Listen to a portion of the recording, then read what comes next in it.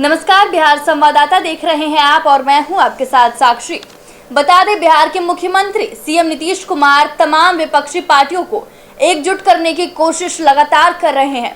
इसी कड़ी में आज वो ओडिशा पहुंचे, जहां उन्होंने ओडिशा के मुख्यमंत्री नवीन पटनायक से अपने तमाम मंत्रियों के साथ मुलाकात। और आज इसी कड़ी में हम अपने वरिष्ठ पत्रकार मनोज चतुर्वेदी जी से इस मुद्दे पर चर्चा करेंगे कि क्या उनका ओडिशा दौरा सफल रहा कि नहीं। जी मनोज जी, क्या नीतीश कुमार का ओडिशा दौरा सफल नजर आ रहा है या नहीं? कि यदि उनके बॉडी लैंग्वेज को आप देखिएगा, जैसी तस्वीरें हम दिखा रहे हैं, उनका बॉडी लैंग्वेज को आप देखिए, और जब वो बंद कमरे में अपने भावी मुख्यमंत्री, कह लीजिए अपने भावी राज्य के भावी मुख्यमंत्री जिसके ऊपर कमान सौंपना चाहते हैं, तेजस्वी यादव के साथ गए थे, साथ में जदयू के राष्ट्रीय अध्यक्ष ललन सिंह थे, और जब वो लोग बाहर निकले तो वो जो एक मतलब फ्रेशनेस, और मैंने लगता है कि हाँ कुछ वैसा कुछ दिख नहीं रहा था उनके चेहरे पे, और तब तक पत्रकारों ने तो उनको घेरी लिया, जैसा आपकी तस्वीरों में देख रही हैं। और वहाँ नवीन पटनायक ने एक सबसे बड़ी बात कह दी है कि हम अभी किसी अलायंस पर चर्चा हम नहीं किए हैं, और यहाँ तक नवीन पटनायक ने कहा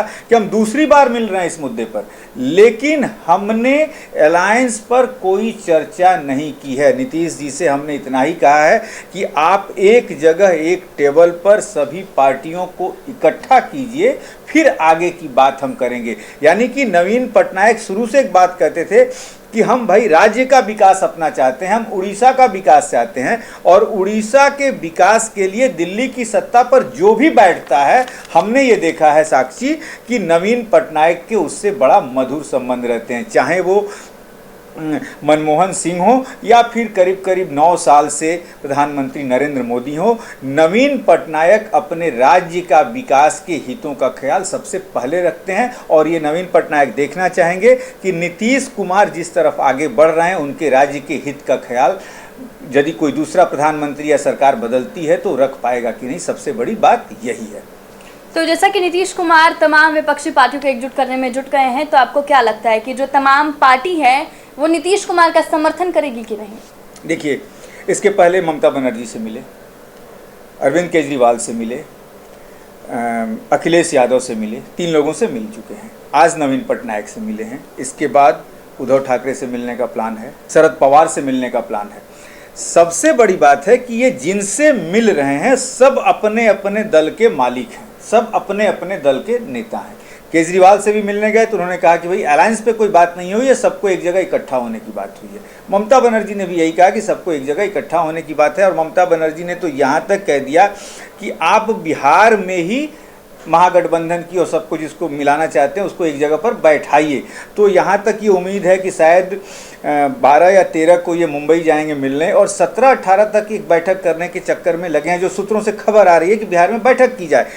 और कहना सबका यही है कि पहले आप रूपरेखा तो तैयार कर लीजिए कि कौन कौन आपके साथ आ रहा है, हम अलायंस में आए कि नहीं आए, क्योंकि सबके अपने अपने हित हैं। अरविंद केजरीवाल जहां आज 2 राज्यों में उनकी सरकार है, दिल्ली और पंजाब।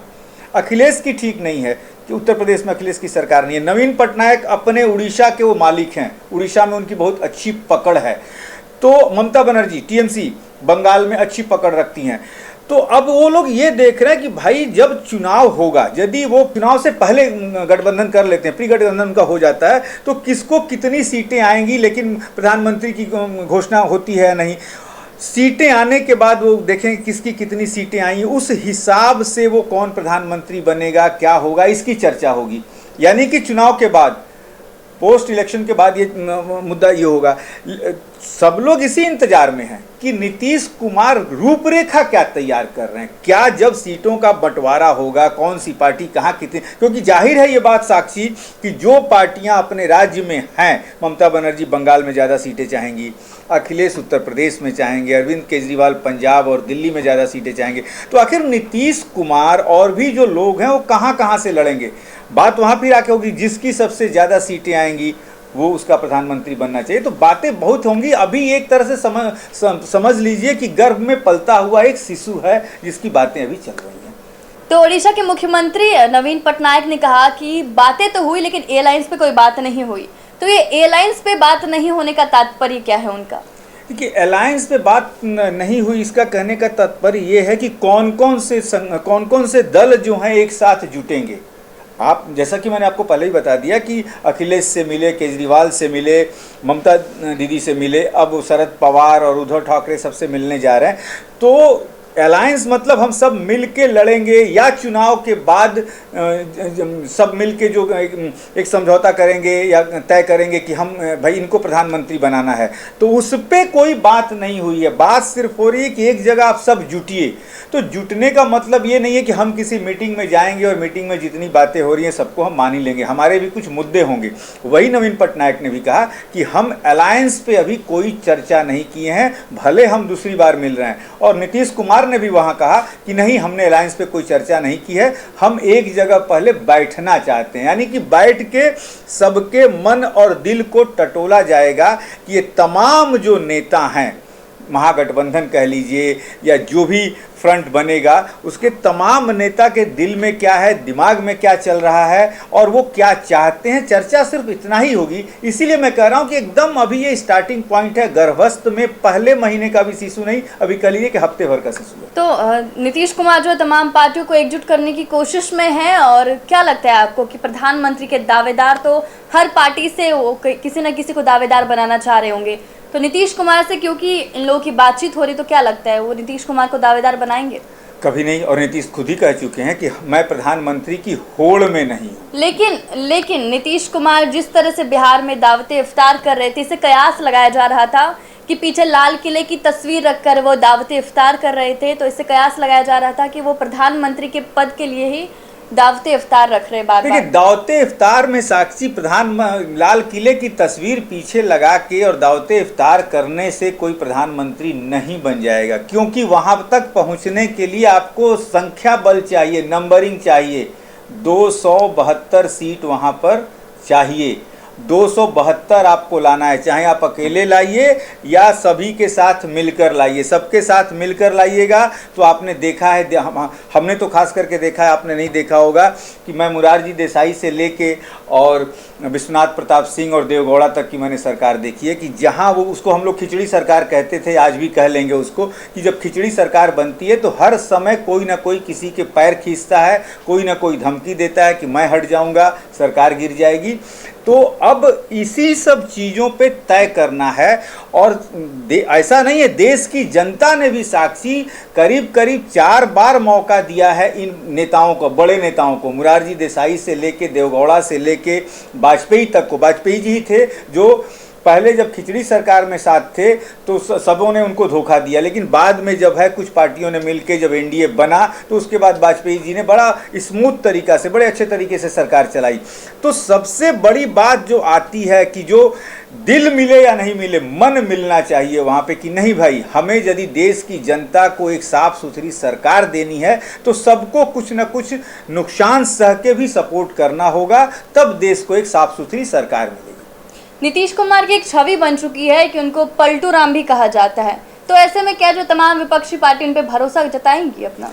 अब देखिए, पलटू राम जो लोग कहते हैं उनको, तो पलटू राम बिहार में तो वो दिखे कि कहा था उन्होंने विधानसभा में कि मिट्टी में मिल जाएंगे लेकिन नहीं जाएंगे लालू यादव के साथ, फिर गए।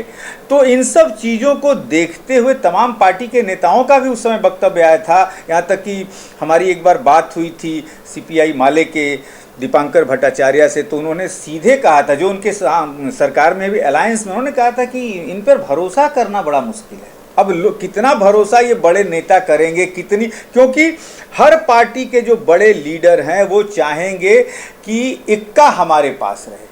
अब ये समझ लीजिए कि ताश की गड्डी होगी पूरी और उसमें इक्का हर पार्टी के नेता चाहेंगे कि हमारे पास रहे। किसी के पास कोई ये नहीं चाहेगा कि हमारे पास बीवी और गुलाम रहे, क्योंकि इक्का ही सबसे बड़ा उसमें होगा। और ये देखना होगा कि नीतीश कुमार वो इक्का रख पाते हैं या नहीं। और ये जो एकजुटता होगी तमाम विपक्षी पार्टी का, तो इसका क्या कुछ प्रभाव पड़ेगा बीजेपी पार्टी पर? देखिए, बीजेपी ये समझाने में अभी देश के लोगों को साक्षी सफल हो चुकी है। बीजेपी 2 कार्ड यहाँ चल रही है आज के परिप्रेक्ष्य में, आप देख लीजिए। एक वो धर्म का कार्ड बीजेपी खेल चुकी है, कर्नाटक में भी आप देख रही हैं। प्रधानमंत्री, देश के पहले प्रधानमंत्री हैं जो हनुमान को लेके वोट उन्होंने मांगा है। बिहार में अभी देखिए कौन सी राजनीति चली रही है, बागेश्वर धाम के स्वामी आ रहे हैं उसमें। तो बीजेपी अपना एक तो बीजेपी धर्म को भी लेके चल रही है और दूसरा विकास को भी लेके चल रही है। और बीजेपी के पास आज का युवा जो है, भले नेता कह रहे हो कि भ्रष्टाचार है, नौकरी नहीं है, लेकिन युवा जो है, जब बात आ रही है, युवा और महिलाएं खास करके भाजपा की तरफ जाती हैं। तो आपने देखा कि किस तरह से नीतीश कुमार जो है तमाम विपक्षी पार्टियों को एकजुट करने की कोशिश में लगे हुए हैं। अब इससे क्या बीजेपी को नुकसान हो सकता है या उनको क्या कुछ फायदा हो सकता है, ये तो आने वाला समय ही बताएगा। तब तक के लिए आप बने रहे बिहार संवाददाता के साथ। मैं साक्षी और हमारे साथ मौजूद थे अभी हमारे वरिष्ठ पत्रकार मनोज चतुर्वेदी जी।